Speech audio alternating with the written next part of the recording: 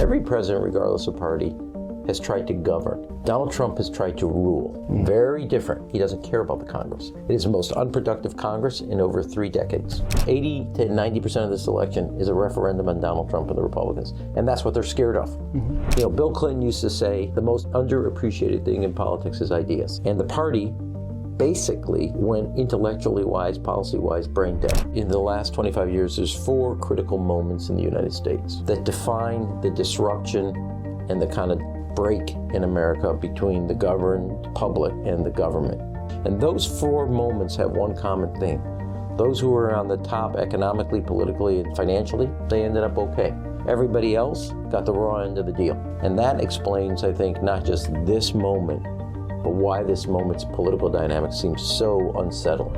I used to teach a high school in Japan once a month. You have a 100% graduation rate. In Chicago, when I became mayor, we were at 55, 56.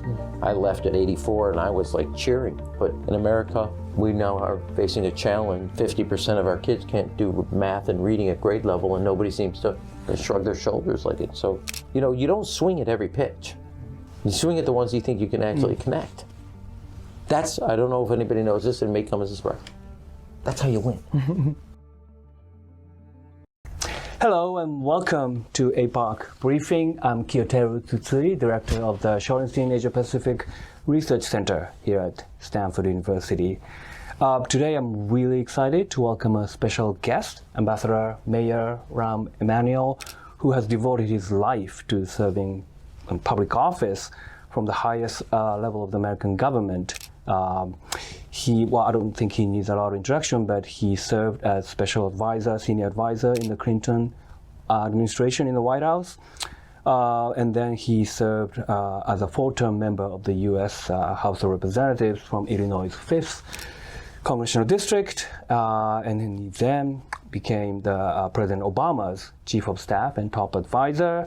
Then he became mayor of Chicago, served in that capacity from 2011 to 2019, and U.S. ambassador to Japan from 2022 to 2025. And it's a special privilege to be able to ask you questions that many leaders in the Asia-Pacific region are asking. What's happening in the United States, and how should they cope with the new international political landscape that is largely devoid of U.S. leadership, and particularly in that region. So welcome to APARC Briefing, Ambassador Emanuel. So let's start with that. A lot of Asian leaders are really deeply worried about what's happening in the U.S. domestic politics, but also U.S. foreign policy, focusing on the Western Hemisphere, that implies withdrawal from Asian affairs. How do you explain to them what's happening in the United States, both domestic politics and foreign policy? Well, those are, so on the domestic politics, you know, we have a culture, let alone a set of laws, on 3 co-equal branches of government. And put aside that the lower courts have actually acted in the traditional role. The Supreme Court has not. And it's very clear, you know, for a bunch of members of the Supreme Court, and I'm not a lawyer, but if you go back to the original documents and original fears dating back to the Federalist Papers, this is the very thing that Hamilton and Madison were worried about, as an autocratic president who would be using the office to not only enrich himself, but to exercise unlimited power, unrestrained power. So, but in that sense, they also talk of themselves, that is, the Supreme Court as originalists, but they don't seem to be taking the warning of why the Supreme Court was a co-equal branch of government. And Roberts keeps saying, oh, we're going to just call balls and strikes, but they seem to be only calling strikes. Second, more important, is the branch of the Congress, and the Republicans in the House and Senate have basically laid down. You know, when I look back at what Democrats did to 2 Democratic presidents in the sense of oversight and acting in full responsibility, the Republicans in Congress, on a series of things that, without wasting your time, are doing, given we have a lot of real estate to cover in a half hour, have totally abdicated. Tariffs, that's really the role of the Congress. Nowhere. War Powers Act, that's really something the Congress has a role to play. No action. Everywhere they go, they're like after the scene of the crime. And the body is still warm, but the teeth marks are left in there. So to me, you have an unrestrained president who also, I want to say this, every president, regardless of party, has tried to govern. Donald Trump has tried to rule. Very different. After the one big, beautiful bill legislatively, he doesn't care about the Congress. It is the most unproductive Congress in over 3 decades. And he is not, take immigration. In a situation like this, a former president would introduce a bill to deal with the immigration crisis the country has. Not interested. There's no faking like he's interested.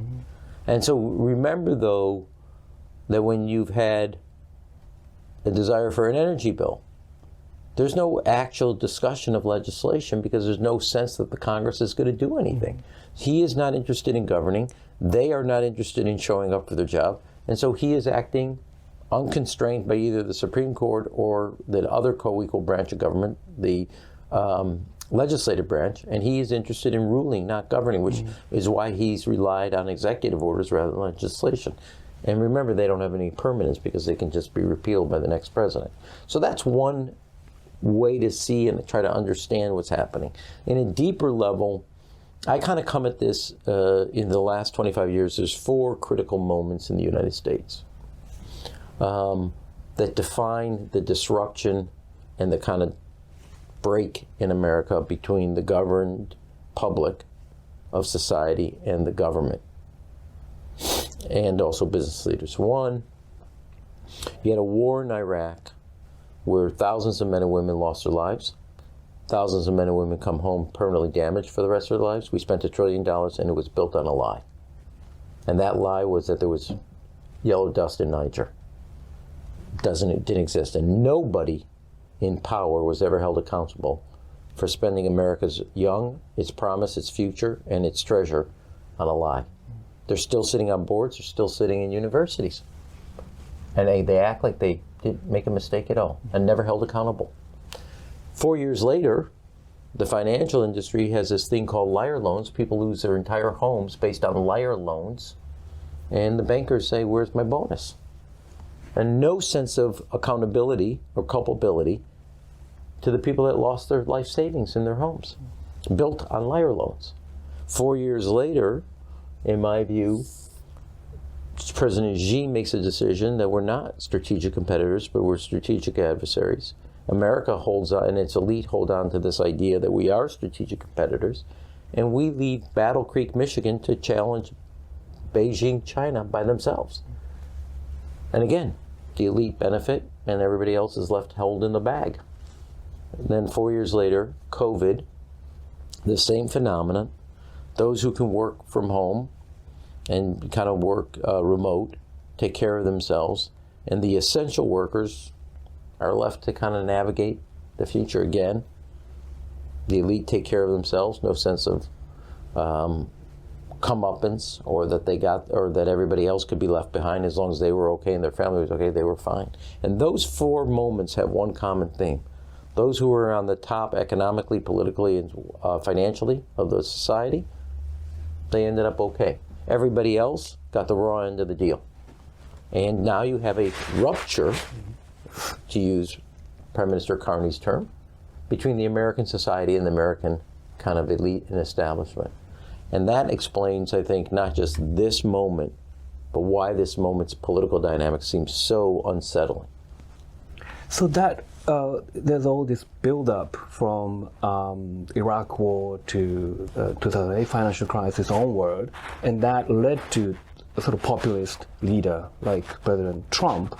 But now he's acting, so there was an unhappiness toward elite.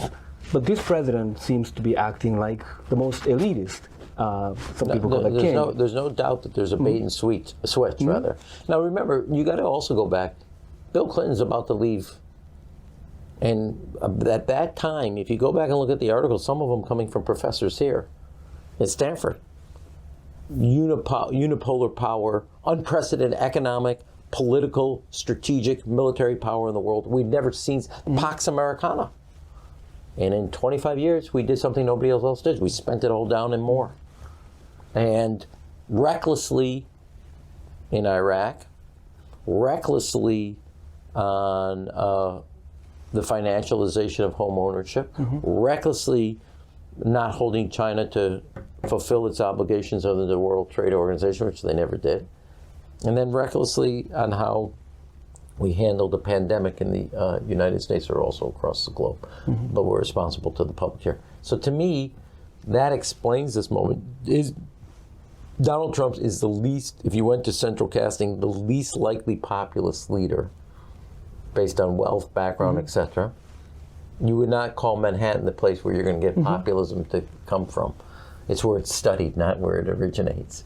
And yet he has led this because the establishment, both economically, politically, but probably more significantly than anything else, culturally, told the rest of America they were kind of how to eat their peas and how to live a better life, and did it with a smugness that they knew best. And basically the American people said, you're not so smart. You screwed up the world. And now we're going to tell you what we think of you.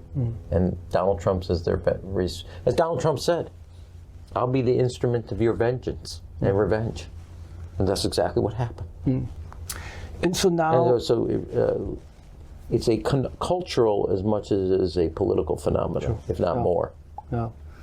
But there continues to exist this rupture, this divide between economically to make more money and then the population that is suffering. And macroeconomics data look not so bad, but that is not reflected in the lives of regular folks, and that's why people are so unhappy. So the moment seems ripe for a blue wave in 2026 and 2028, and you're deeply embedded in this thinking.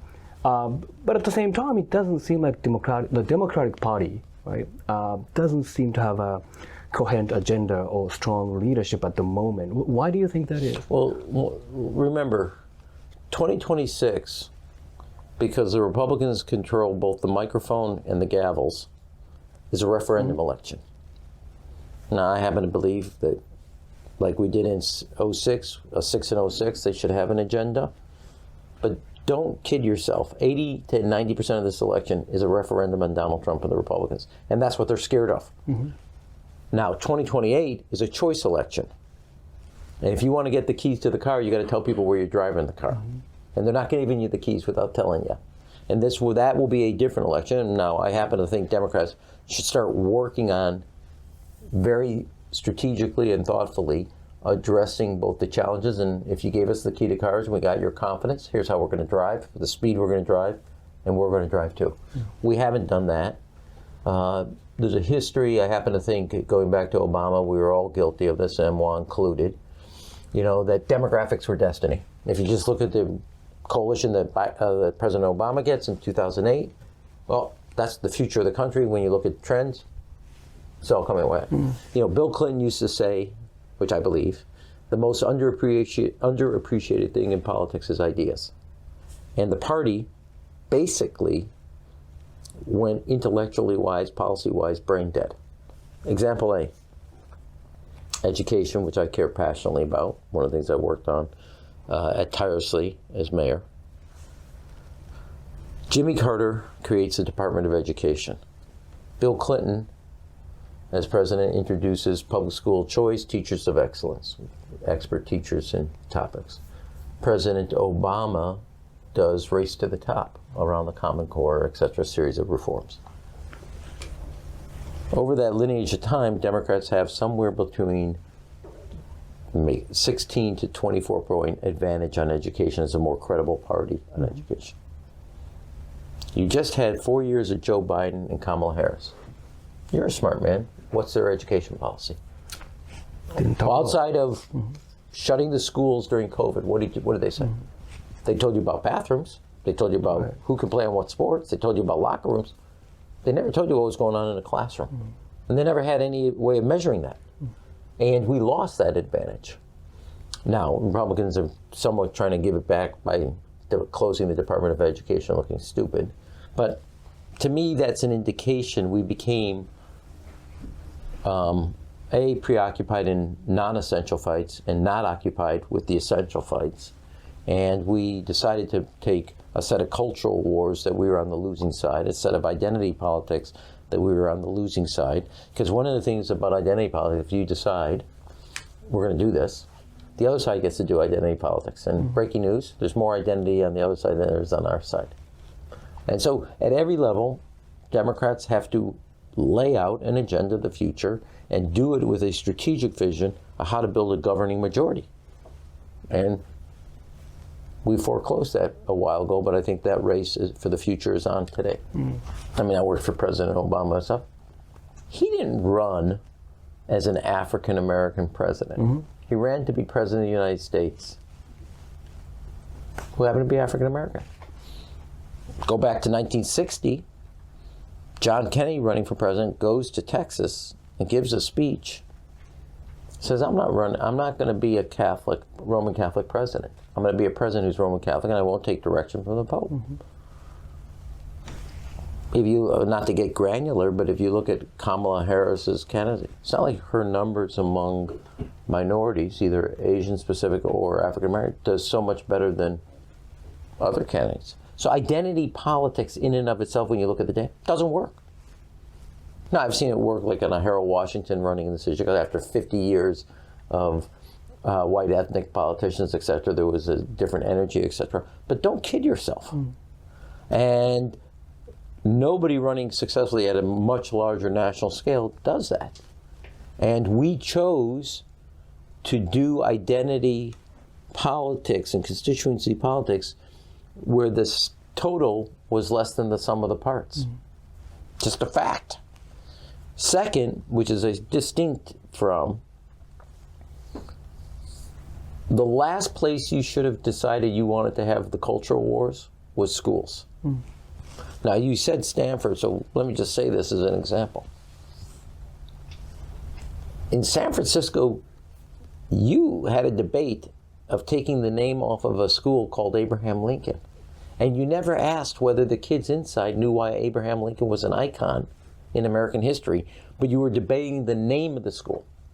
You didn't ever ask whether the students know why is Abraham Lincoln, why are we named after him? What did he do that was so great?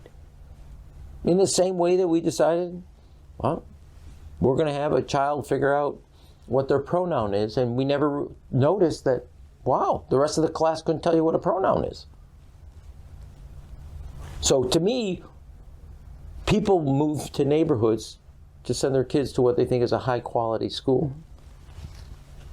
And we decided to make the school a battlefield of cultural issues where we were on the losing side of an 80-20 issue. We took the 20% and the rest of them.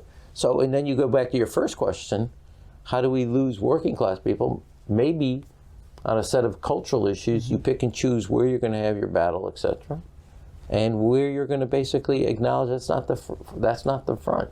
You know, you don't swing at every pitch. You swing at the ones you think you can actually connect. That's, I don't know if anybody knows this, it may come as a surprise. That's how you win. Okay? Part of governing is the winning part first. Okay? And you just got to do that. And that may not, for other people, that may not be what they want, and they'd rather be right and lose than maybe silent and win. But you have to make a decision in politics to look at, and if you want to win and then govern with the capacity to make significant change, you pick and choose how strategically to lay down a marker. Yeah, I wanted to talk about this identity politics stuff because it's coming. There's an election coming up in Japan, and the issue of immigration in particular is moving up the chain. And but let's be nostalgic for now, talking about Japan. So you spent 3-4 years as ambassador. You were a beloved ambassador. As I said, I spent 3 years for the Japanese people. It must have felt like 30. Well, you were very popular, partly because you took train rides like a regular citizen, and that was picked up quite a bit. And well, that's because.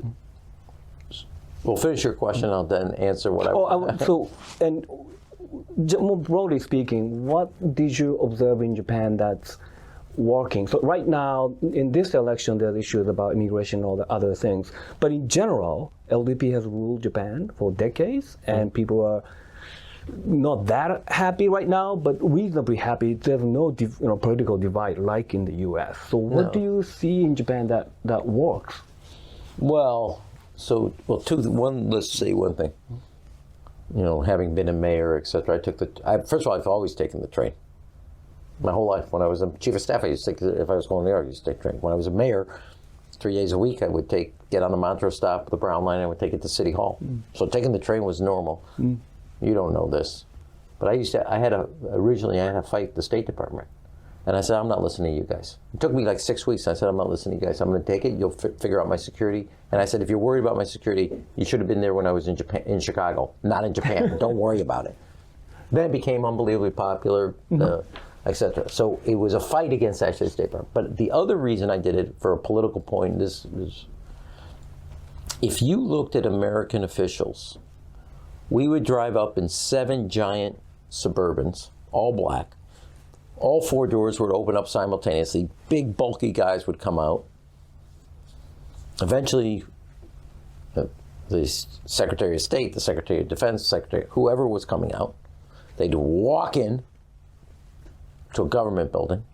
An hour later, maybe they would make a statement, maybe not. They'd walk out, get in the car, and the 7 Suburbans big, giant black cars would drive away. That was we looked as arrogant as we were. And if I can spot arrogance, that's like self-awareness. So I thought that for America, if you talk about kind of communicating on a different level and do something, and I knew that Japan was quite proud, and they should be quite proud of their public transportation system, specifically the Shinkansen. So I was going to start to ride it.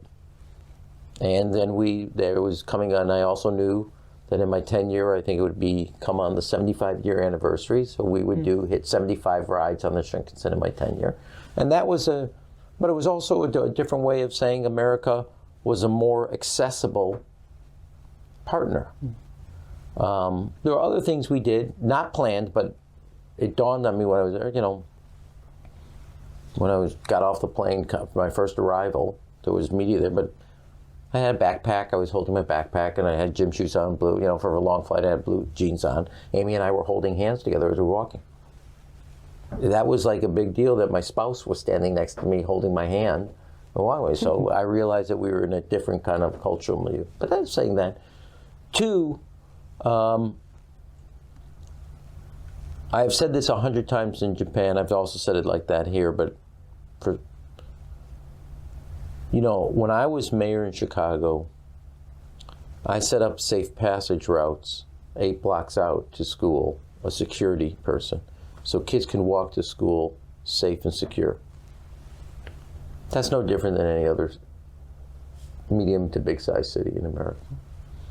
I thought it was one of the most beautifully sublime that a child who's 5 years old, this big, backpack this big, a little baseball hat, could walk 6, 7 blocks by themselves to school, put their hand up.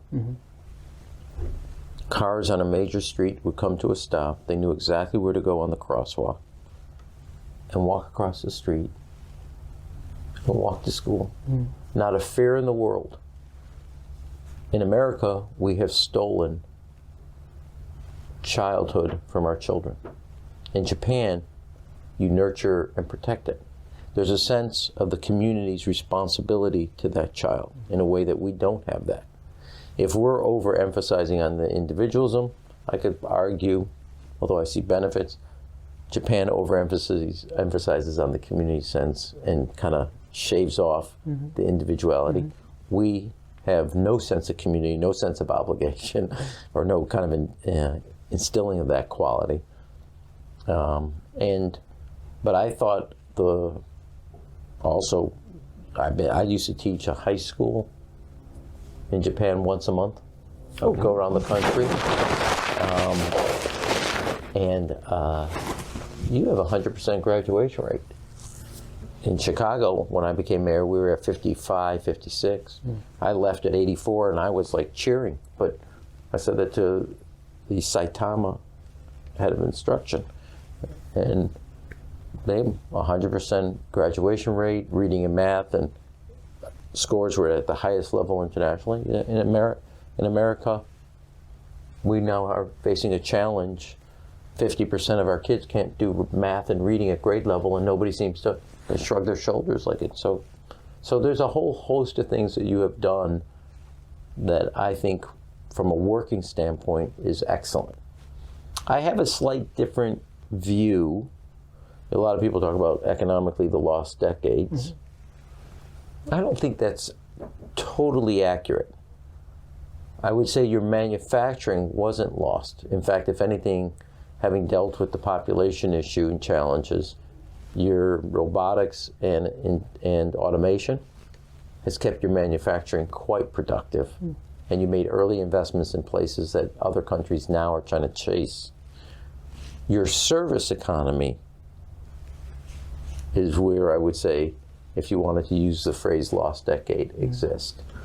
But your industrial manufacturing, I don't think that's an accurate description. Mm. So there's certain things that I think also, I think Japan is a little harsh on Japan, is my other observation. And I think there's a lot of quality of life issues that, whether it's public safety, cleanliness, respect for community, your public transportation, your parks, that I just think the world could benefit from learning from. Mm-hmm. There's other things that go on in the rest of the world Japan could be open to, and Japan's great periods are when it opens itself up to the rest of the world. Mm. I want to ask you also quickly about the influence of U.S. ambassador to Japan. You were there as something like domestic LGBTQ legislation was moving forward. You also witnessed 3 documents, new security documents, the revised documents emerged. What, to the extent you can share with us, what kind of influence do you think the U.S. ambassador has in Japanese politics? Well, there's a historical precedent. I mean, I think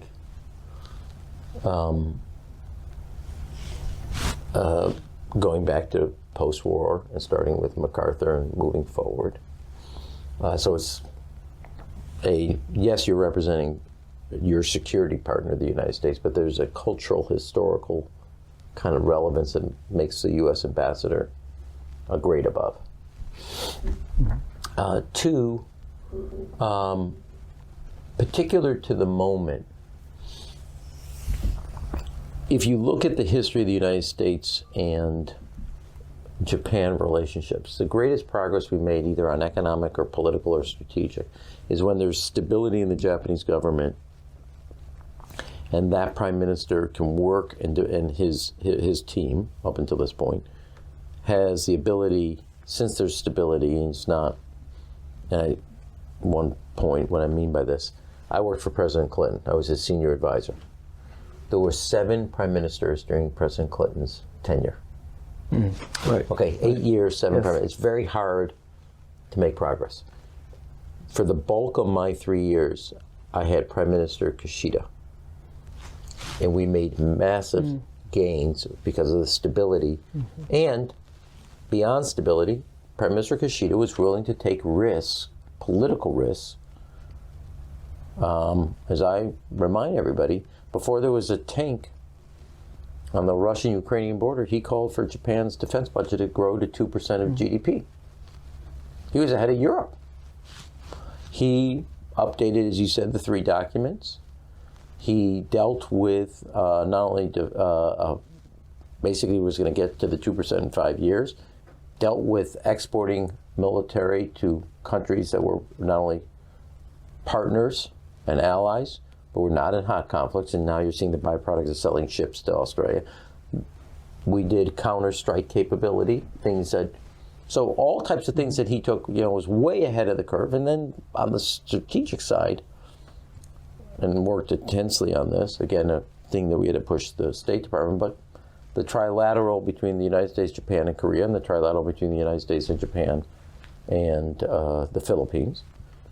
And I give Japan, if America brings hard power into the region as a counterbalance to China, when we came up to the March 22 resolution condemning Russia in 2022, on March 8th, 2022, condemning Russia's invasion of Ukraine.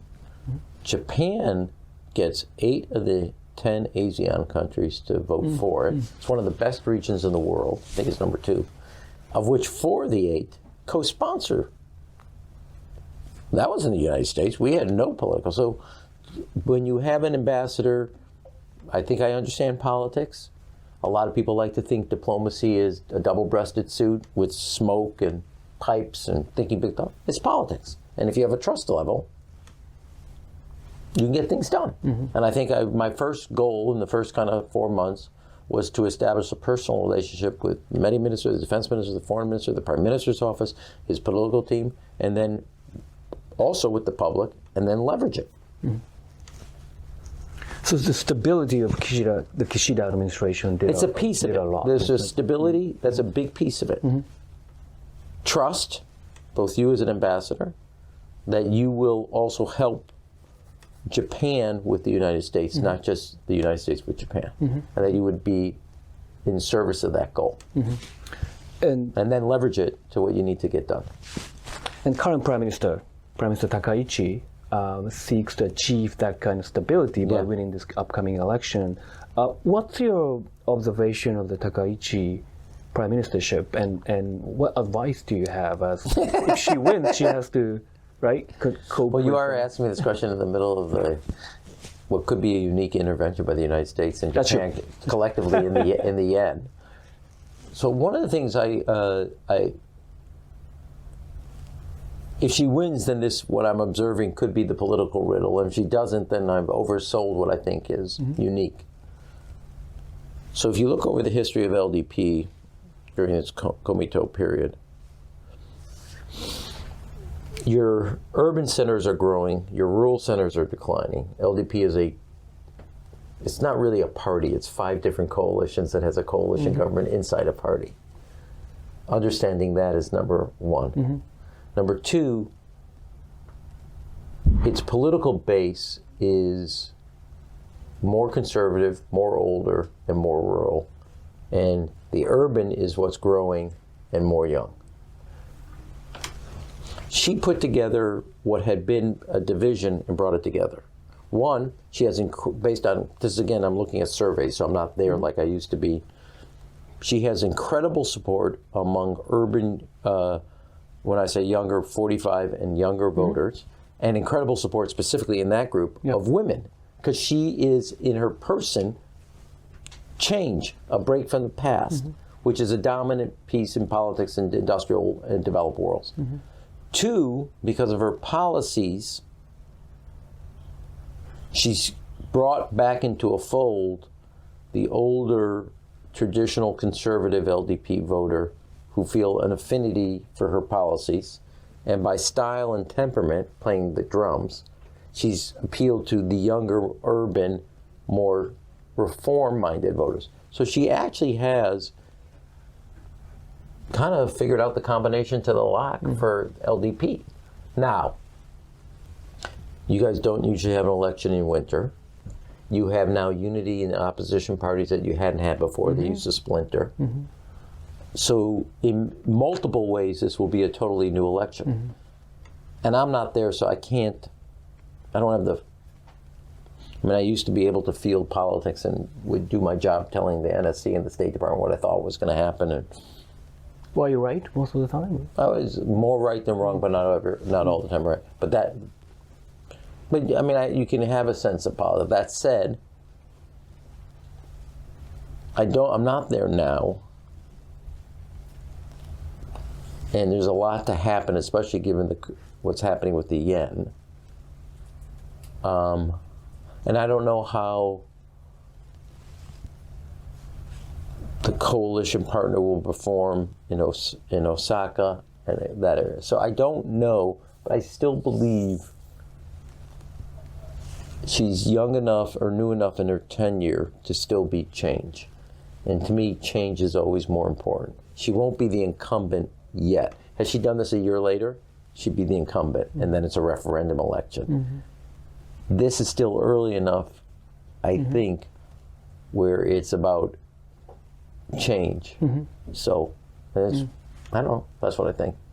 But again, I'm not there, so I'm not ready to be more firm in my views. And this is a very difficult election to predict for any. I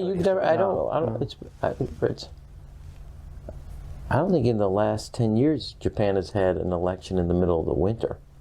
Oh yes, some decades, yeah. Yeah. No So national election. so I'm not ready. I don't know what the weather's going to be like. And you used to have like 8 opposition parties. Now you're down to a half. So does Komito perform in this new coalition?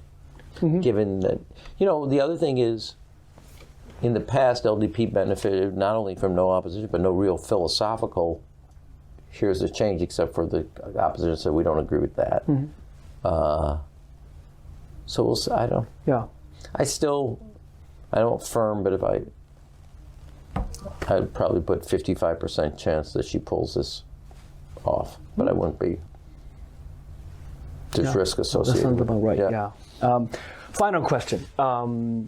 So clearly, U.S. is less engaged. The current administration is less engaged in the Indo-Pacific region than before, and lost a lot of trust. Not to mention Europe, but even in the Indo-Pacific region.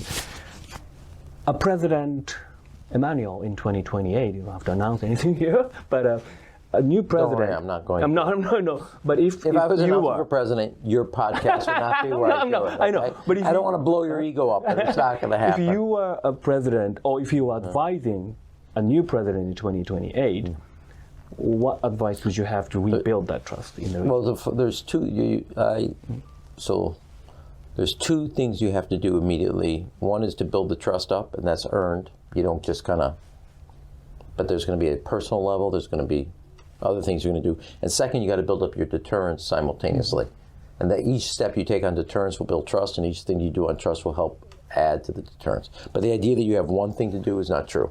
And that deterrence is essential, both to the security of your partners. I make this point about being an ambassador, et cetera, and the trust you have. When we were working towards the trilateral between Japan, Korea, and the United States, and when you think about it, there's our relationship with Japan is,